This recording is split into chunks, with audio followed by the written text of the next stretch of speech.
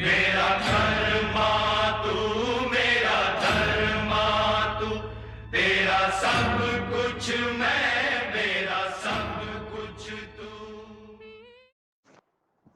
RJS positive media द्वारा आयोजित अमृत गाथा की इस कड़ी में पॉजिटिव स्पीकर के तौर पर मुझे अवसर देने के लिए आपका बहुत बहुत आभार। मेरा विषय है महान समाज सुधारक, सती प्रथा का ब्रिटिश कानून खत्म कराने वाले राजा राम मोहन राय।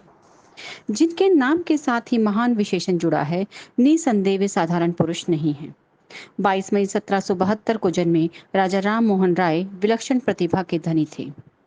सामाजिक शिक्षा सुधारक, आधुनिक भारत के जनक, बंगाल पुनर्जागरण के पिता कहे जाने वाले राजा राम मोहन राय एक व्यक्ति नहीं बल्कि अपने आप में एक पूरी विचारधारा हैं। जिस समय संपूर्ण भारत ब्रिटिश राज की स्वतंत्रता की जंजीरों में जकड़ा हुआ था, उस समय इन्होंने सामाजिक क्षेत्र में सकारात्मक पहल की। इन्होंने सती प्रथा, बाल विवाह, जातिवाद, कर्मकांड, पर्दा प्रथा, मूर्ति पर पूजा का पुरजोर विरोध करते हुए समाज को जागरूक करने का प्रयास किया।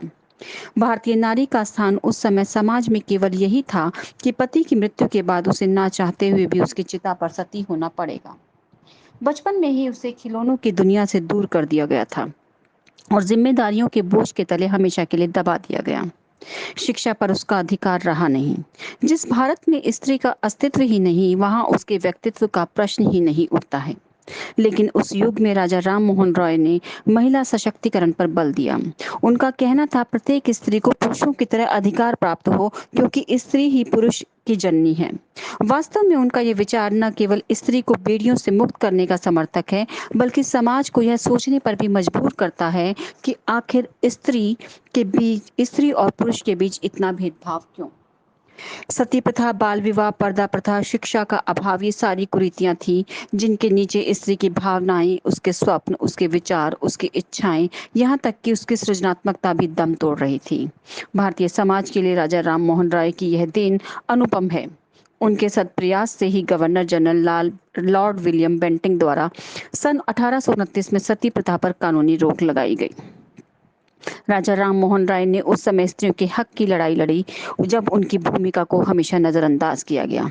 इन्होंने न केवल स्त्री सशक्तिकरण अपितु सामाजिक सशक्तिकरण द्वारा स्त्री शिक्षा और उनकी स्वतंत्रता की ओर समाज का ध्यान केंद्रित किया। नारी समाज के संपूर्ण उद्धार के लिए, उसकी अपमानजनक स्थिति में सकारात्मक बदलाव लाने के लिए उन्होंने सामाजिक क्रांति का सूत्रपात किया। स्त्री अस्मिता के संघर्ष में इनकी भूमिका अत्यंत महत्वपूर्ण है। इनके सकारात्मक संघर्ष का ही सुपरिणाम है कि स्त्रियों की दशा और दिशा में निरंतर सुधार हुआ है।